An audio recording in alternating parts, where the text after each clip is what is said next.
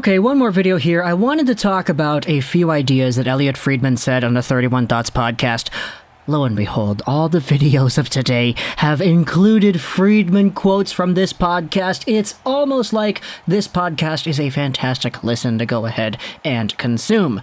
But he did have himself a segment in the show, as well as a segment on a Sportsnet article as well, of a few predictions that he has for the upcoming NHL free agency period, and where some of the top free agents are going to end up signing. So, let's go over two of these, not all of them, just two of them, because I do want to expand more on these two in particular, mostly because I think these are the ones that I have the most to talk about. Yeah, surprise, surprise, isn't it? But let's go over onto what he said on the podcast. This is what he speaks about the LA Kings and a certain center, as well as the Montreal Canadiens and a right-handed defenseman. Friedman said this on the 31 Thoughts podcast. You know what? Someone said to me they wouldn't be surprised if someone like the LA Kings makes a play for Phillip Danault. Furthermore, he ended up saying the same thing on his little quickie article the other day as well, that he thinks the LA Kings are taking a surprise look at Phillip Danault. Furthermore, when it comes to the Montreal Canadiens and a certain defenseman, Friedman thinks David Savard, Montreal. Until he is proven wrong on that one, he's going David Savard in Montreal. On the article, he does say the exact same thing. It's just predictions. Again, he's not really going out there spitting rumors or whatever. He's putting his own brain to the test, making some educated guesses over here as to where he thinks some of these free agents will land up.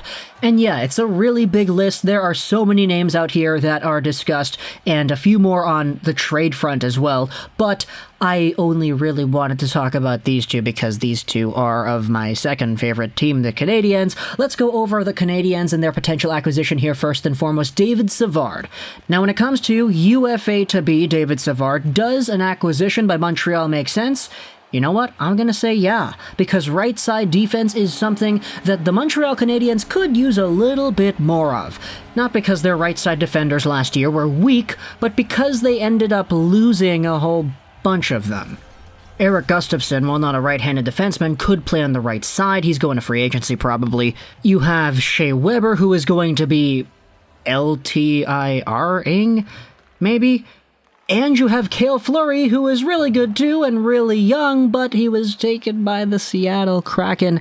So the Montreal Canadiens are in a spot where their right side D is not really the deepest, with only Jeff Petrie and insert whoever you want to get as well. So for David Savard, a guy who doesn't really produce, but who does all the other things pretty well as well, is a candidate to potentially being a Montreal target. 6'2", 229, a right-handed D who's 30 years old and who might be in a position to take a little bit less money than he could have if he had stayed with the Columbus Blue Jackets in 2021 because he was traded to Tampa Bay and he ended up winning a Stanley Cup.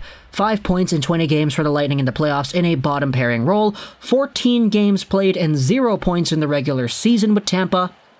He also had 6 points in 40 games played with the Columbus Blue Jackets this season. However, he hasn't always been an offensive black hole. He did have 24 points in 82 games played back in 2018-19.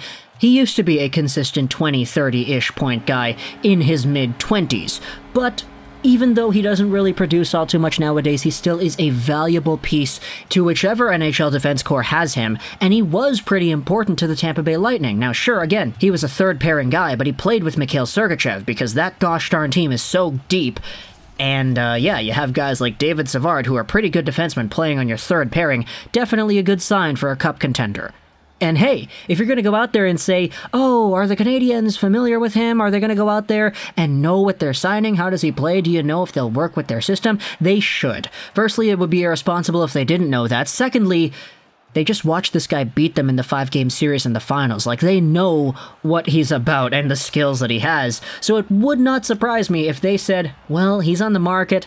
I get he was on the team that beat us, but he was pretty good. Let's sign him. Let's add to our right side depth and fill in for the minutes that are now available with Shea Weber's absence.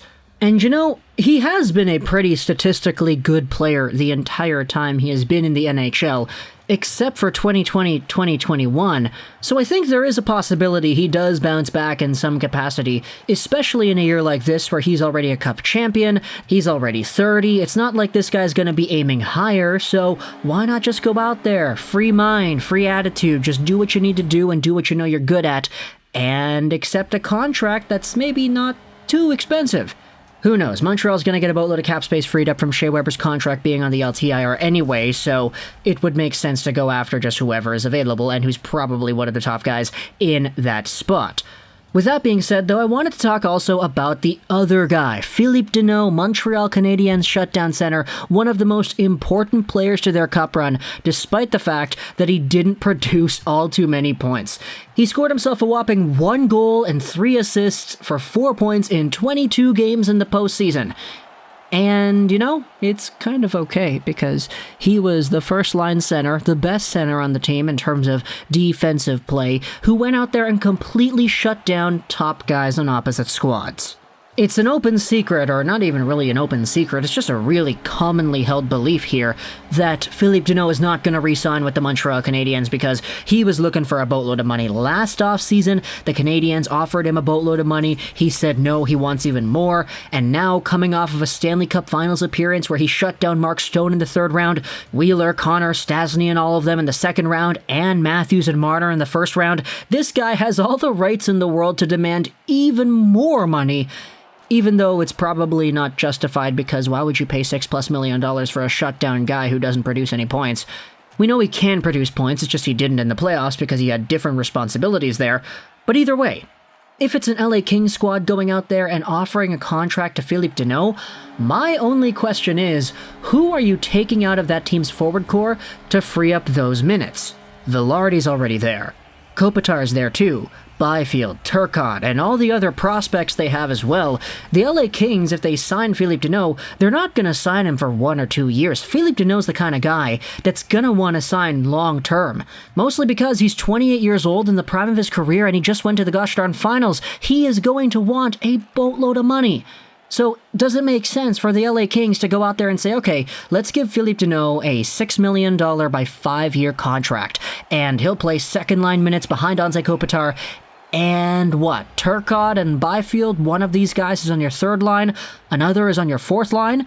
What happens with Vilardi? What happens with the rest of your center core? If you go out there and move some of these guys to the wing, I think you're really limiting the impact that they can have on the game, Some players, we say, oh, I think he's more suited as a winger because he plays better on the perimeter and he does this and that and the other thing, and with less responsibility down the middle, he could really flourish and show off bigger aspects of his game. Guys like Byfield and Turcotte and Vilardi, these guys have been developed at center, and the way they play is so demanding of the middle of the ice, which is why I don't really see Turcotte, Vilardi, or Byfield as being one of those guys who can just shift to the wing and still play fine.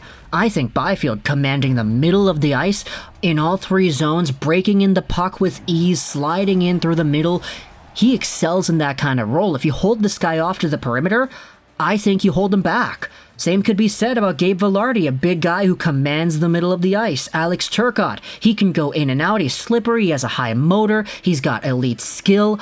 I think he plays really well down the middle too. So it's going to be really strange if you say Phillip Danault is going to go out there, they're going to get another center and clog up those minutes down the middle even more, especially with Anze Kopitar already at the helm there too.